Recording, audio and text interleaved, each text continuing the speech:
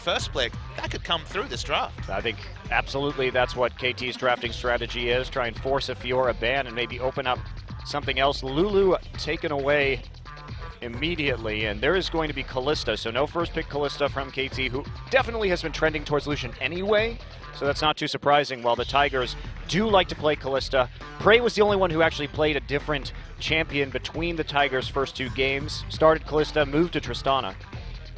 In general, Prey's move on to Kalista towards the second half of the summer season was really at the same time of his resurgence as a player. Honestly, towards the middle of the summer season, it looked like maybe his great 2015 start was going to come crumbling to an end, but reinvented himself and is looking once again like one of the top 80 carries in Korea.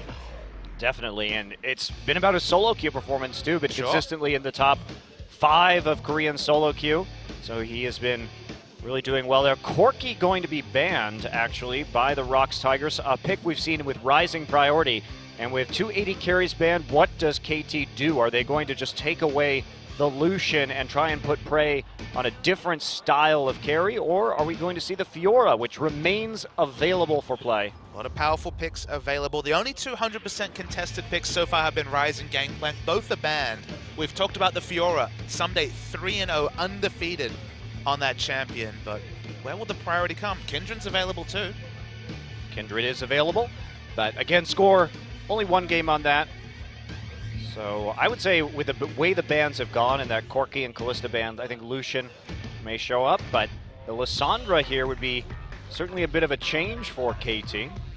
Lissandra has been the matchup that KT has been facing. It's often been their Fiora versus enemy Lissandra. They show the Lissandra, and wow! That is a very quick lock-in of Poppy. And with the Alistar, support Poppy's already completely off the menu. Yeah, top or jungle are the options left for Poppy. Probably going to be top lane Poppy, which we have seen more frequently in general. Score, considering this Kindred now, or the Graves, that champion that we've seen coming into Korea after thoroughly dominating the first week of play in China. I really like the Alistar pickup from the side of the ROX Tigers. Think about KT's game plan. It's been about outscaling in the top and just wave clear wars in the mid. One of the best champions to stop wave clear wars is Alistar. From level 6, can tank that turret for the full duration of the ultimate. So to break a siege, to break passive wave clearing with all his engage options, Alistar rightly top of the priority for supports. Yeah, certainly true.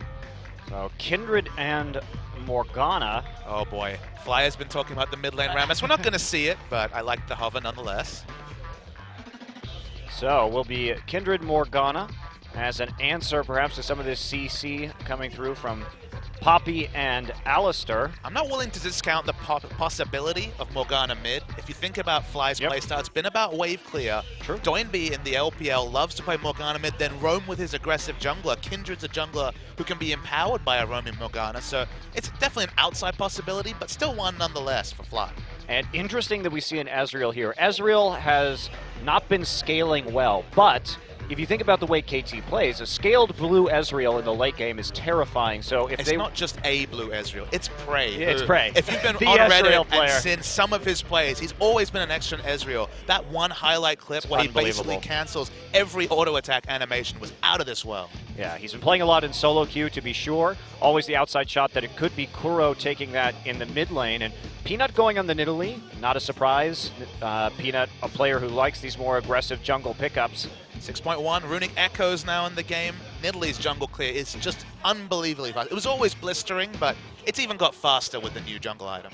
I really like this. So KT hovering Tahm Kench and Lux right now, 2 champions that play very far back, but it looks like they're going for a protect the double 80 carry composition, which given the skirmishing nature of the Tigers and how effectively they have used Kindred, it does present an interesting conundrum in terms of the defensive style of play. KT just looking to outlast some of these fast skirmishes against the Tigers, and we are going to see that TF pick come in last. Still definitely a pressure game from both sides, I guess, at this point. Twisted Fate doesn't let up the pressure either. Waiting to see what summoners he goes with. Teleport is a possibility. We saw Flash teleport Twisted Fate yesterday, but could also just go for the mass mobility with double mobility summoners. Really spicy draft coming through from both sides. Yeah, I like what we're seeing from both teams. The Lucian Lux combo from KT. Of course, the long-range catch from Lux does set up Good ultimates from both Lux and Lucian to finish off the kill. They have 2 long-range roots in Morgana and Lux to actually set up snipes, which is pretty exciting. The top lane matchup, Tom Kench versus Poppy. When we heard it was Someday versus Smeps, not what we expected, but it's good to see Poppy specifically rise in popularity because this pick has so much potential. Now already undefeated in Champions over 2 games. Yeah, and we've seen how strong it can be in China and Europe so far. Definitely made a mark there in terms of the team fight control that you have with that pick and, you know, dealing with some of the mobility of the enemy. You take that Lucian and you can stop a lot of his dashes, try and make him a little bit more vulnerable there. Exciting stuff. I'm really looking forward to this game. Both teams bringing something different to the table this game. And KT looking to outlast in a different way in team fights. So let's get into game 1. KT versus the ROX Tigers.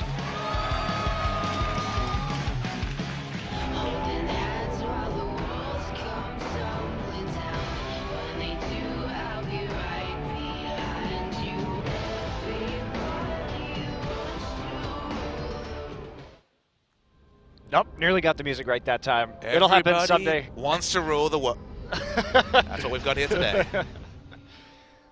So, our first match of today is a doozy, as 2 of the top teams this season are going head-to-head, both so far undefeated. KT taking out Spenu and Africa, and the Tigers taking out CJ. So neither team with what we would consider a top 4, top 5 opponent yet.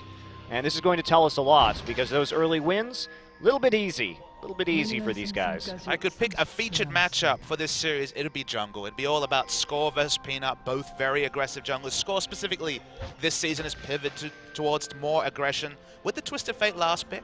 Twisted Fate's always a champion that from 6 means that whenever a Peanut goes to invade, you're going to expect Twisted Fate to be so much faster at rotating between the Ghost, Flash, and Ultimate onto any sort of counter jungling onto Score. And just from a different perspective, Score, of course, front and center on the OGN Spring 2016 opening video. He, of course, was around for the OGN Invitational in January 2012 when he was playing on this very stage.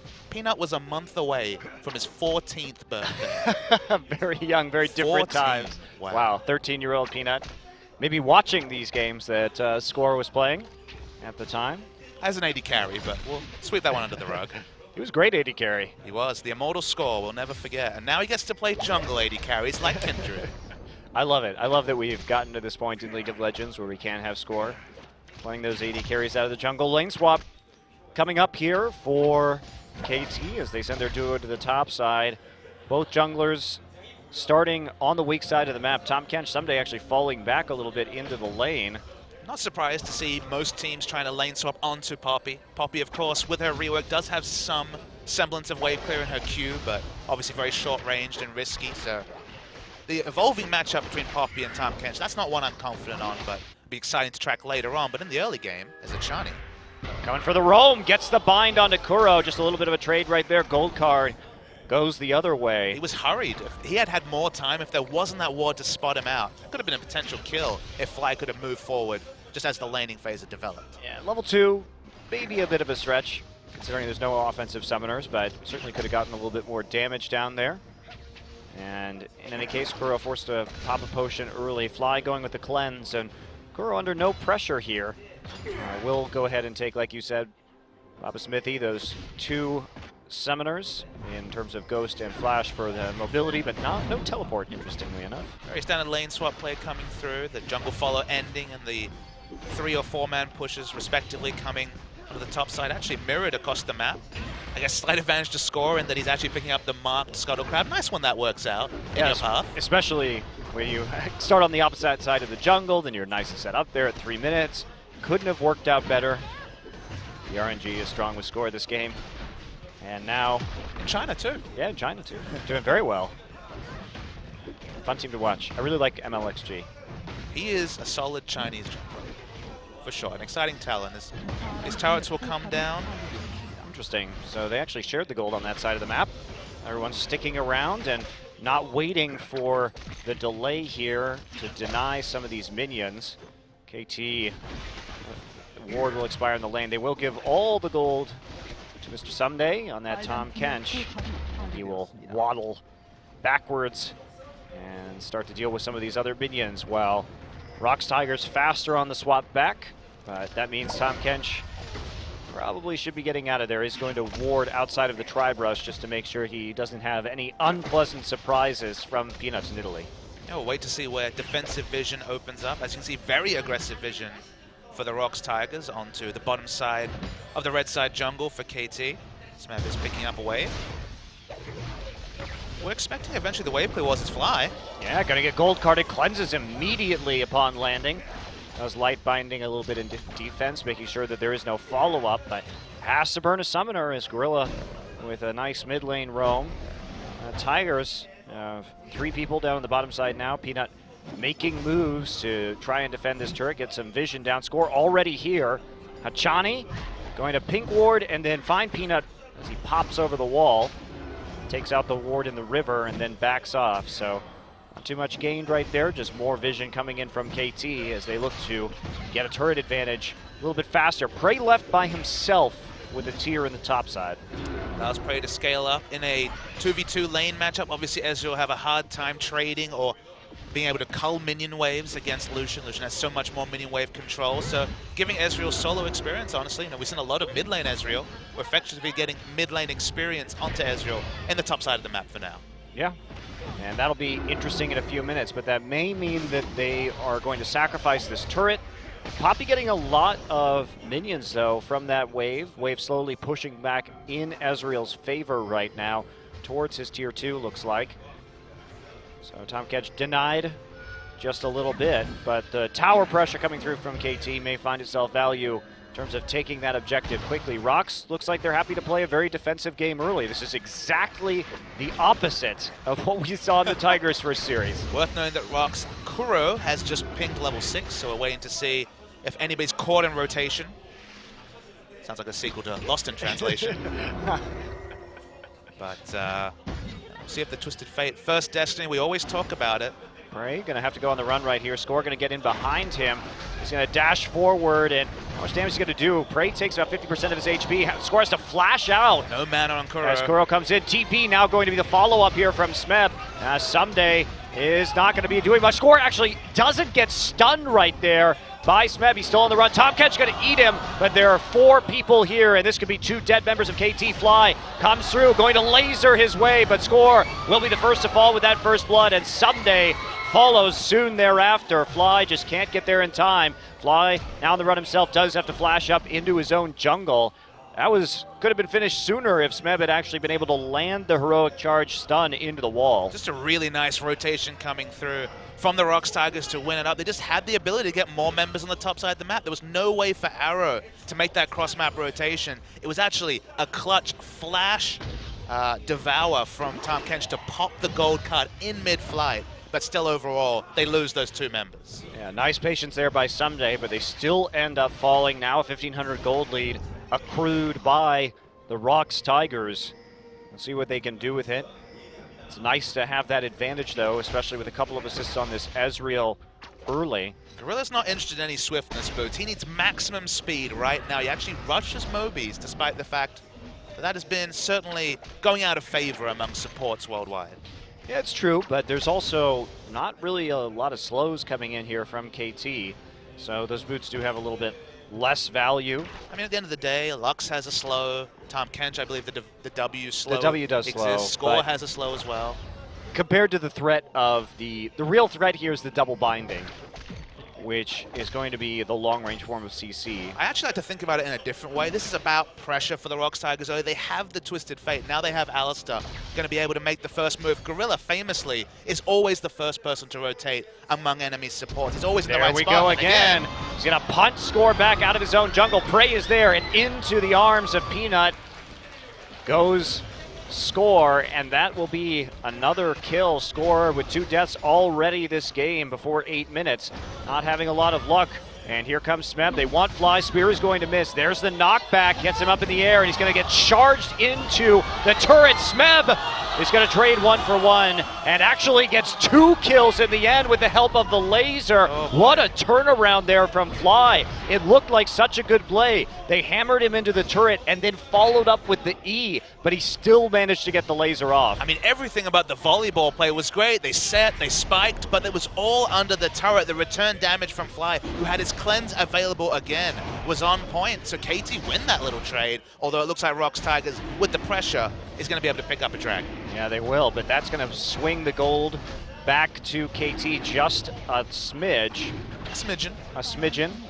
It's still a lead for the Tigers and that early dragon. Let's take a look at this again. Just think about it in terms of volleyball. Watch this set, up in the air, spikes down into the turret. It was really nice, but the cleanse being back up, maybe that was a missed time, because that was what meant that they could get all that return damage. The real mistake there was that they used the heroic charge and the gold card at the same time instead of waiting for the cleanse to come out. If they knew it was up, you hit one stun, wait for the cleanse, get the second one out, and then you can actually make that play. So a little bit of communication error there from the ROX Tigers means that they're not going to be able to do a whole lot with that, but it's not the end of the world. Okay, you make a bad 2-for-1 trade, but you still get a dragon out of it, so you're not going to be complaining. The pressure game is so seesaw between these two teams. We were talking just a moment ago about what Gorilla can do with Moby Boots. Picked off another gank, then we just saw Hachani rotating through mid the moment that Fly finished the Frost Queen's claim.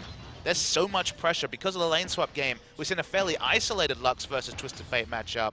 But when these supports, globals, etc. start rotating through mid, it gets nice and spicy.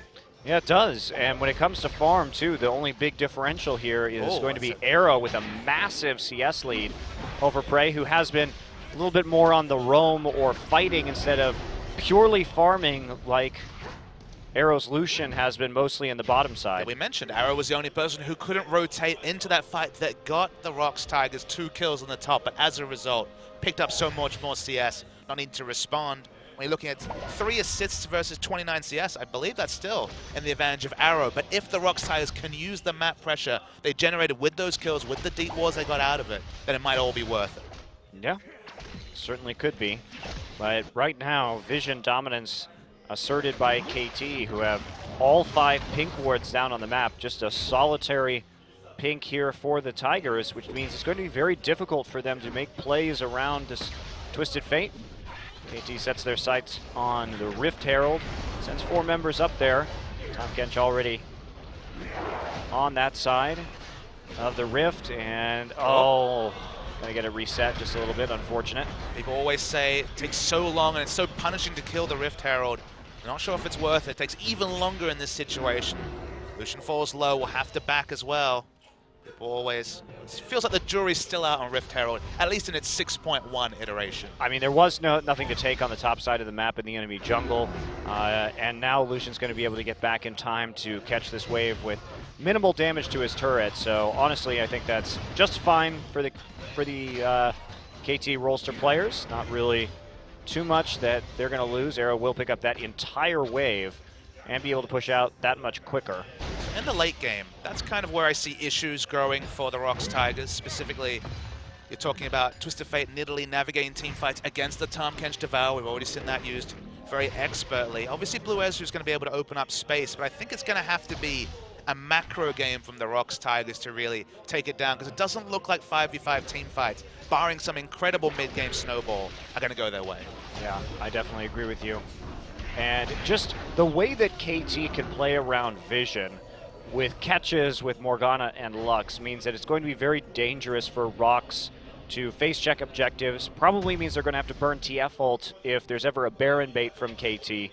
And that's not how you want to be using that ability, especially when you don't have TP. Small solace is that on 6.1, warding trinkets, warding totems have been buffed. We will see more yellow trinkets. That means more permanent vision is usually available. We're going to see at least probably 1 more yellow trinket to go along with. Oh, interesting. I was actually going to didn't notice this. Peanut didn't go for the Tracker's Knife, has actually gone for the much more snowball choice. Makes sense given these 3-0-1, but that means we're going to need more yellow trinkets to be able to have as much vision as KT is going to be able to put out in the late game. Yeah, Hachani here, slowed up as he wanders down to help out Arrow. The bottom side, Rift Herald buff still moving. That's going to be mostly cleared out by a True Shot Barrage. Kuro getting some damage down. Here's Someday just as a bit of a threat right here. Does force the Ghost from Kuro. Didn't have enough vision around the mid lane to know for sure how many people were rotating, so just pop Ghost just as a preemptive measure. Has Distortion already, so summon a spell cooldown reduction from the Boots of Lucidity and the Distortion means that this is going to be very mobile Kuro. Certainly is. Well, here we go. Everyone collapsing, and there's a nice poke, and that's the combo right there. Gorilla has to use Unbreakable Will. Now they're going to TP in and cancel it immediately. Smart not to follow through with that. Poppy did not want to come in there. It's not late game Poppy. Not enough tank items for quite that level of engage. Yeah, definitely. And so we saw some pressure here. The Tigers, mostly full HP bars. In fact, pretty much entirely now that Gorilla's popped that potion. So shouldn't be too much more pressure from KT. Doubt they are going to get a whole hell of a lot. Too much wave clear right now, and we do see the rush here onto the Iceborne Gauntlet from Praise Ezreal, looking for the slow and some more AoE damage, at least on his Qs. And Kuro's just gone full mobility Twisted Fate. I already mentioned the early Lucidity bits, but actually he's gone for the Frost Queen's Claim. No sight of a Sheen at 15 minutes for Twisted Fate. Feels like the old Twin Shadows Twisted Fate days where you would just prioritize movement speed, go for Ignite, and get that second gold card, and he'll be getting those repeated gold cards. He's going to need a lot of damage assists from his teammates because low damage Twisted Fate this early in the game. Yeah, does have the Distortion enchantment though, so can do a few more chase downs, the lower cooldown on his summoners. I mean, he's got all the chase. He's got the chase Twisted Fate build. Yeah. They have to make it work. Now they can, of course, huge amounts of chase on this team, but they're going to come in right now. Someday just shows up with a TP. A tongue lash Gorilla. His ult's still down, so has to be more defensive than you expect an Alistair played. And that means Dragon now contested successfully by KT Rolster. They get number one, and they still find themselves at about that same 1,000 gold deficit. Right, both these teams having similar comps as Someday backs away.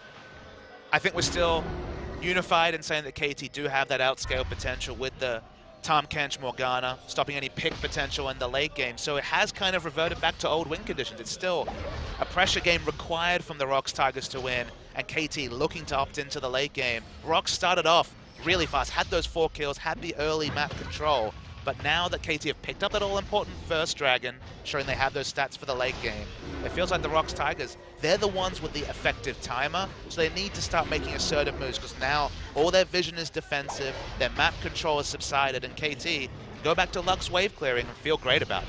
Yeah, they can. More moves need to be made. With this Twisted Fate right now, Kuro simply clearing waves on the bottom side to keep that turret up. Johnny here with the ultimate, though, is going to tag Gorilla straight into the binding. They're going to get the ultimate out once again. Unbreakable Will, they're going to try and burst him. That doesn't work, KT.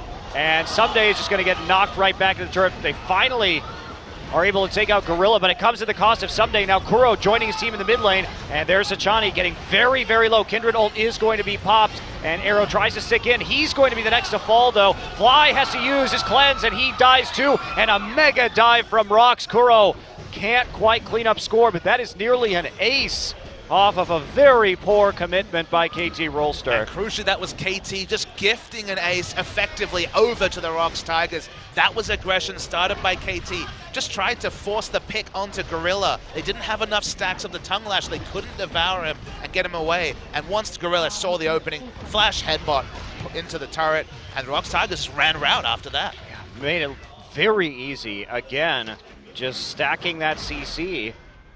So that they had the opportunity to use the one Unbreakable Will to break it. You always question shot calling where Focus the Alistair was the clear call. They wanted to kill him before anyone came through. But crucially, Gorilla here, he ensures there's a 1-for-1 trade between the top laner and the support. And then Smep, in the right place at the right time, was a good flash on the heroic charge. But from this point, they have so much mobility. It's the catch Twisted Fate build. It's blue Ezreal. You're never getting away, whatever your health value is. Well, it's not only blue Ezreal, it is movement speed Twisted Fate.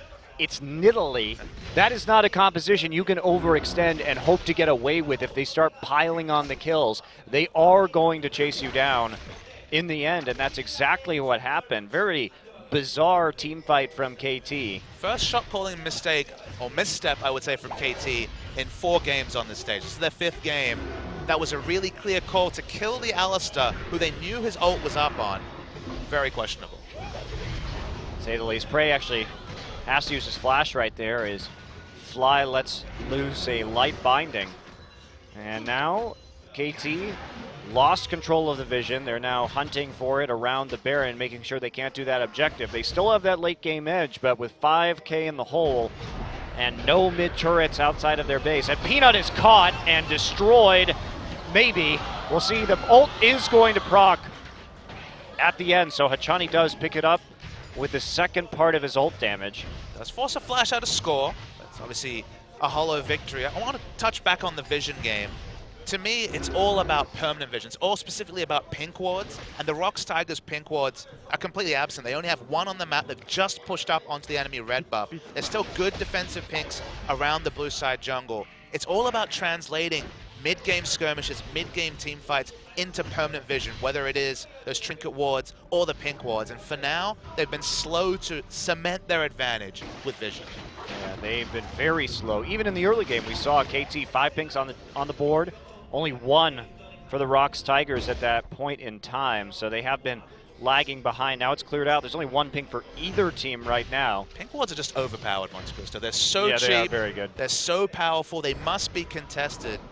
It feels like fights between pink ward vision specifically are what wins you games. It's what I've seen so far doing VOD review of the games we've had so far this season. So I think pink wards just really need to be first and foremost what you're practicing in scrims and outside the game, because if you keep that vision line up, it's so hard to come back. One of the things that I'm really surprised that Riot didn't change about pink wards with the vision changes is the 5-hit HP, because it sounds like a stupid thing to talk about, but you consider that that's an extra, usually for most champions, 2+ seconds that it takes to clear out a ward, and that could be an eternity in a game where one CC ability can catch you out. I think it's nice that there's such a big difference between, you know, the once overpowered, now kind of inline blue trinket 1 hit to the 5 hits for pink wards. Of course, they're visible, but there should be titanic battles over them, because if you can double pink around your mid lane in the first, say, 5 to 6 minutes of the game, you're basically impervious to any sort of gank. You can overextend. Vision around mid lane in the start of the game, then obviously more aggressively onto buffs, is what wins you games, what cements advantages that you get from the mechanical outplays that we all love to see. That we do. Well, Score actually does get that buff, I think, in the end, or the Grump in the end. We do see Kuro opting for the Zhonya's Hourglass second, so ROX really committing to some team fighting plays here with this Alistar and with the invincible Twisted Fate. Have a lot of dive opportunities available. I just don't like it, though. You're opting into diving Tahm Kench, Tahm Kench, Kindred, Morgana. Yep. It seems really low value. Why not go for the split push that so far the pressure game has been what you picked for? It feels like a Lich Bane at this point. I just don't know what they're opting into with Frost Queen's claimed Zhonya's against the lineup you're facing. Yeah, I totally agree with you. I think that the only option here for KT is to answer a split push with a Tahm Kench. Gorilla caught out once again, but this time he may actually die through his ultimate, and yes, he will. Score finishes him off. And the rest of the Tigers now looping back around, trying to defend their mid turret. Peanut trying to get behind, but there's not a whole lot of HP left. Second Dragon, for giving up a lot of pressure in mid, I don't really like it, to be honest. It feels like Second Dragon stats are fairly irrelevant. Now these games have been going late, so maybe the stacking will matter. It's Prey. Prey almost dies, and yes, he will. Lux Fly grabs it as Prey tries to use his heal. Didn't have his flash available to get out, but a nice CC from KT Rolster, and they continue moving forward just briefly. Now they fall back to their side of the map. We have the respawn from Gorilla. It's all the flow-on effect of Gorilla giving up his life for the Second Dragon. You saw the deep pink ward going down. It's going to be cleared instantly, but I feel like map pressure and aggressive wards versus Second Dragon, it's almost a no contest. Yeah, can't argue with that.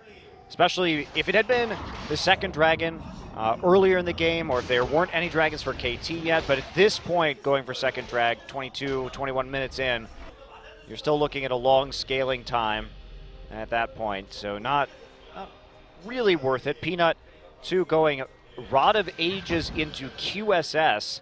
QSS now complete for Prey, so he will not fall to those same long-range bindings again. But all we can say is that if you look down the list and see double QSS and a Zhonya's Rush, seems like ROX won a team fight.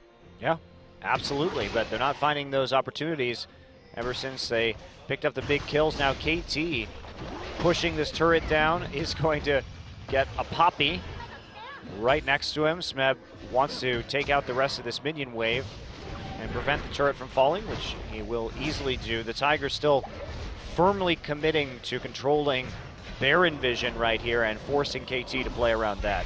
Smeb's actually changed back to a warding totem. There was no warding totems among the 10 players a few minutes ago. He's gone back to the warding totem. I'm expecting at least one per team. Depending on how the top lane is playing, I think that might be the champion to pick it up, but feels like warding totems are certainly here to stay after the little adjustments in vision in 6.1. Yeah, definitely a big improvement and equalization among some of these trinket items. We might even see, you know, early blue trinket into warding trinket change, or multiple changes. Maybe there will be more gameplay around when to change from a blue trinket to a yellow and vice versa over the course of games as they evolve. I'm glad we actually have more trinket parity now. I'm just happy it's not a min-max, right? This is what everyone does. Everyone has 4 reds and 1 yellow or 1 blue or 4 blues as it was in the previous patch. I like it when it's situational, where we're a siege team, this is our win condition, we'll get this type of trinket, rather than just, this is the best one. It always was interesting to me. I think there was more variance in potential trinket usage even before this season. That wasn't really explored by a lot of the professional teams. But it's nice to see that the balance change is actually forcing that issue. I mean, in the best case scenario, it's going to be rock, paper, scissors, right? It is, definitely. This beats this. When they have sweepers, I want to go for the blue trinket to get spot vision. That's when it's at its most interesting. And sometimes in 50, 60-minute games, you see the flow-on effect. We're seeing a bit of information about what a late-game scrap between these two looks like. And for now, Someday, I'm pretty happy with it. Holding his own. We have Poppy here, presumably moving into an Iceborne. Peanut, Peanut here too. Now on the side, he's going to land the spear, but not going to follow that one up. They didn't see any other members of KT on the map, and they just don't have the vision in that side of the jungle to commit to that play. It's also 2-stack Rod of Ages QSS Peanuts. Uh-oh, now they may. Someday going to come around, and he's going to get stunned by Kuro on the port. Knocked back by Poppy right now. Someday watches as he gets hammered in the face, and Achani there for some reason. Interesting choice. Definitely not where you want to be on the map right there. Easy kill. Blast from the past, a Hachani moment. They knew he was coming because they had TF ult tracking his movements, so you're not going to surprise anybody. You know you're alone. Final spark used to clear out the wave for the most part. Culling will pick up the rest of it. They're still going to face tank this. Smeb doesn't take damage, just to be clear. Yes. At this point, especially that physical damage, not likely. Sunfire Cape and Dead Man's Plate. Smeb's W, the charge ability that of course blocks the movement position effects, also gives bonus armor and magic resist, so it gets double scaling on a lot of those defensive stats. Not 100%, but obviously improved scaling. He's just pretty damn tanky. Well, there's your Lich Bane, Papa Smithy. On to Kuro at long last. It's been a while, but it has been a slight seesaw here when it comes to the gold lead. Tigers now back at the 5K they earned after their last big fight win in the mid lane. KT closed it. Now back once again to a bit of a deficit. Both teams have made some missteps. Not trademark of their early games, but of course we're so early into the season. The question just becomes that when you've already opted into QSS as this Nidalee, does the siege game from the ROX Tigers against very strong wave clear from KT mean that they'll ever actually be able to pick up these turrets? They obviously want to break the base, and it just looks like, given some of their more defensive itemization, it's going to be tough for them to actually push forward a game-winning advantage. All right, Someday and Smeb still scrapping on the bottom side. Both TPs up and available, so each team not really willing to commit to much right here. Twin Shadows follows in. Someday, like he's just slowly taking damage and spitting Smeb around. Kuro now finding a use for his Lich Bane as he split pushes in top. Everyone else from the Tigers moving over to take another tier 2. It is now 6 turrets, all turrets outside the base destroyed for ROX. Meanwhile, KT is still sitting at 2. If they can take out the rest of their towers, they will be pretty much even in gold. But this is a Baron attempt here. Got double pink wards around this area. KT aren't responding. It's down to 5,000 health already. Yeah, they're just going to get it right here. Uncontested. KT late to this fight. They're going to come in, but nothing really going to happen. Score. Face check Smeb, and here we go. Kuro just going to show up with a gold card, and he's going to get saved by Someday. Someday slammed into the wall now by Poppy. Gorilla low. He's going to engage with his ultimate fly, also falling quite behind, and there's another kill coming in. Hachani taken out. Support for support this far in the fight. Arrow trying to kite out Smeb. KT Fly still alive, and now in the end they trade just 1 for 1. Somehow we see Score get out of that. Kuro really low on mana, had to stop with the CC, but this is immense turret damage already. Get this inhibit if they want to force, but no, with the respawns, they back away. I mean, Final Spark still available. Not going to want to stick around while Lux can get a big ult on you. Kuro low on the mana, so they are just going to change over to that dragon, continue stacking up. 3 now will be secured, and late Final Spark. We should return to the jungle matchup that I featured in the early game. You have to feel it. The one game we've seen where Score has fallen behind, it kind of reminds me of last season where Peekaboo didn't successfully get his roams off, or the Peekaboo Score synergy and aggressive plays and map domination fell apart. So did KT. This season, it's been all about Score just as a solo, and he's fallen behind. Hachani's got caught a bit. And KT's map control has gone from one of their strong suits, and that's allowed them to play these game-delaying, wave-clear matches. Now that Peanuts had the ascendancy in the 1v1 jungle matchup, KT, Vision game specifically, kind of fallen apart. I don't know. I think KT definitely has been defensively warding well throughout this entire series. When it gets into the river, yes, they made mistakes around that Baron, but for the most part, they've had more wards, more pink wards, everything out on the map, and they've mostly seen everything that the Tigers are doing. But sometimes doesn't help with Twisted Fate in the game and how much that champion could do to catch people off guard. Just punishes rotations of any kind from the enemy. If you're just off by a moment, if the vision is slightly in the advantage of the enemy. Twisted Fate, global ultimates, being able to respond almost instantly. It's always been something that's been really difficult to play around for even the best teams. So Baron buff charging down mid lane once again with the Tigers. We're trying to set up a split push right now, Poppy, but it's going to be really hard to actually finish off this inhib in the allotted time unless they totally commit to it. KT still going to be very powerful. We haven't really seen that big 5v5 yet from KT where they can fully utilize all of their abilities to save their carries. And there we go. Prey just going to work right through it.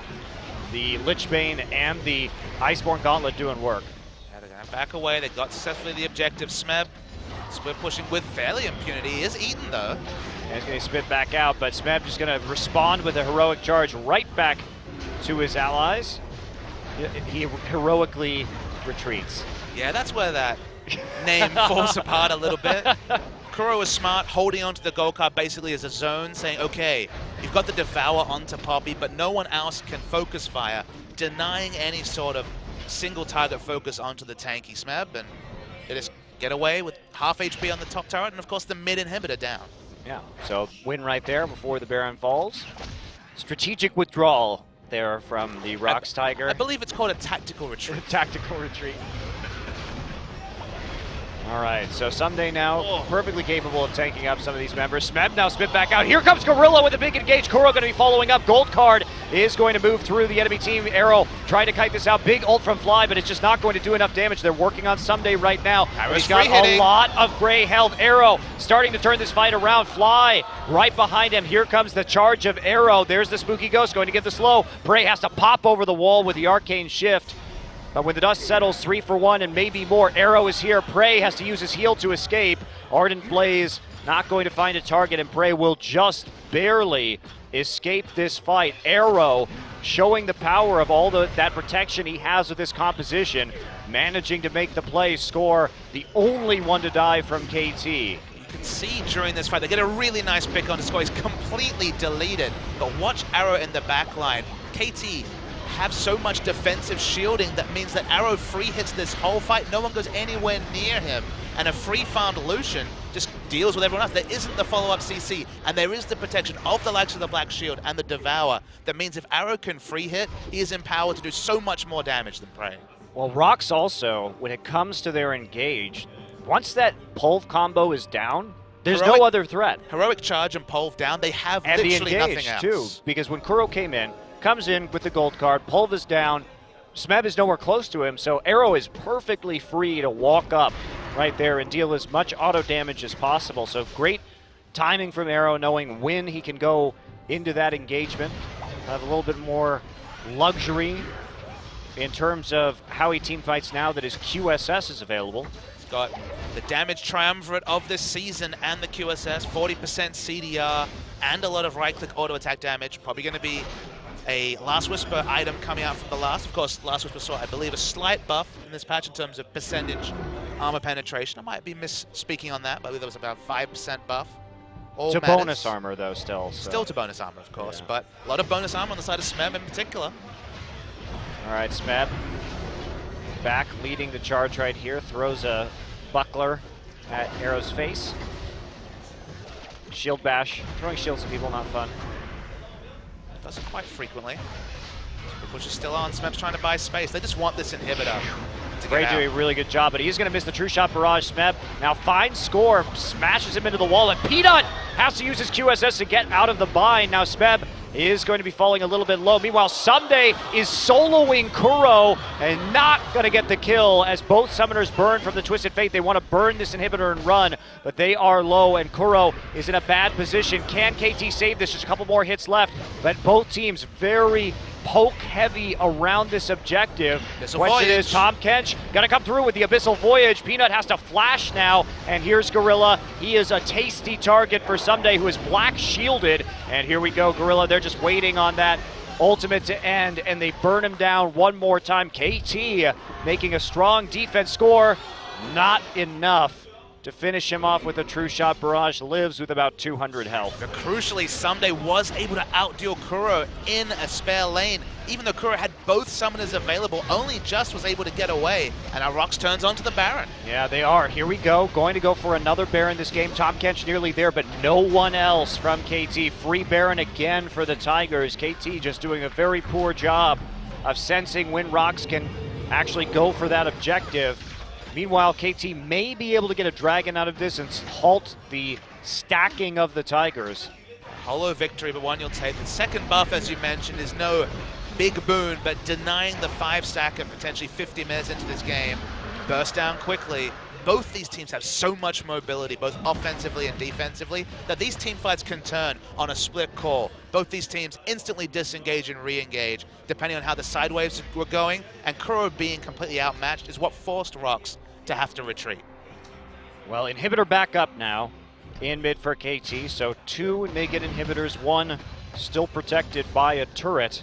Should just be categorically better reenactment of what we just saw, though, as the Baron buff means there should be happier times in both the top and bot lane push for ROX. Yeah, but apparently Someday is capable of dueling Kuro down here, and he has started to take attack speed. Reflex bow now, in addition to his Thorn Mail, so... Where the recurve bow is going to, maybe a Wit's End, maybe a Blade the Ruin King.